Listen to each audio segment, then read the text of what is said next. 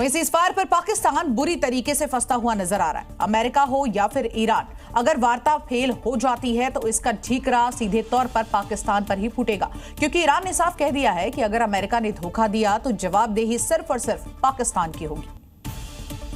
वार्ता पर पाकिस्तान को ईरान की ये चेतावनी है। अमेरिका का हमला हुआ तो ईरान अपने मिसाइल की दिशा इस्लामाबाद की ओर घुमा देगा।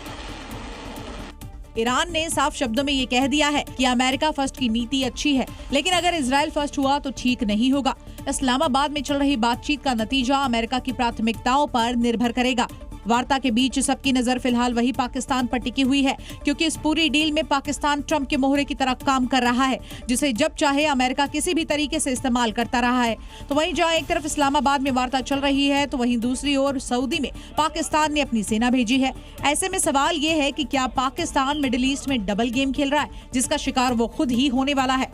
खबरों में आगे बढ़ेंगे। अमेरिका और ईरान के बीच मध्यस्थता कराने के बहाने पाकिस्तान पूरी शिद्दत के साथ अपनी आतंक वाली छवि को दुनिया के सामने अब देखिए किस तरह से आंखों से ओझल करने की कोशिश में जुटा हुआ है, चाहे वो जेडी वेंस के विमान को एस्कॉर्ट करना हो या फिर आप देखिए इस्लामाबाद के होटल सेरेना को कर्ज मांगकर यहां पर चमकाना हो।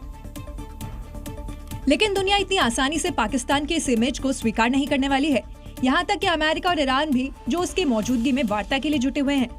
भारत में भी एक सियासी धड़ा इसे पाकिस्तान के भारत पर दबदबे के तौर पर देख रहा था, जिसे लेकर अब शशि थरूर ने बड़ी टिप्पणी की है। इसका मतलब नहीं है कि जो भी बुरी चीजें उन्होंने की है, जिसका सबूत देश और दुनिया के सामने पेश किया है।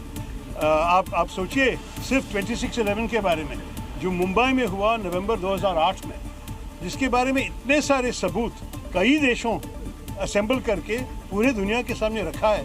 यह क्या गायब हो जाएगा? हमारी तो इतने साल की इतिहास है, इतने बड़ी सिविलाइजेशन है, हम छोटे मोटे मतलब छोटे मन के लोग के जैसे बात नहीं करना चाहिए इस वक्त। अगर वार्ता सफल रही तो ये दुनिया के लिए अच्छा है, लेकिन पाकिस्तान के लिए तब अच्छा होगा जब वो आतंक से नाता तोड़ेगा।